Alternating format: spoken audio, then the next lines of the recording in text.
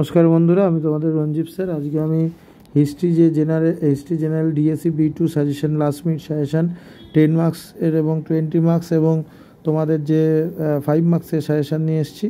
তোমরা কোশ্চেনগুলো দেখো, আগেও আমি দিয়ে দিয়েছি আমার আগের ভিডিওতে। মেন যে 6-7টা কোশ্চেন আমি দিয়ে দিয়েছি, কিন্তু এই কোশ্চেনগুলো কিছু এক্সট্রা আছে এখানে। এই কোশ্চেনগুলো করলে তোমরা কিন্তু কমন 100% পাবে, এবং এটা তোমাদের 10 মার্কস, 20 মার্কস, 5 মার্কস সবেতেই কিন্তু আসবে, কেন এখানে পার্ট করে দেওয়া আছে। ঠিক আছে, যেই কোশ্চেনগুলো আমি আগের ভিডিওতে স্টার মার্ক দিয়েছি সেইগুলো ভালোভাবে করবে। ঠিক আছে, কারোর যদি PDF লাগে আমাকে হোয়াটসঅ্যাপ করতে পারো। এই কোশ্চেনগুলো তোমরা করো, তোমাদের কাজে লাগবে এবং খুব কম সময় আছে। ঠিক আছে, এইগুলো করো।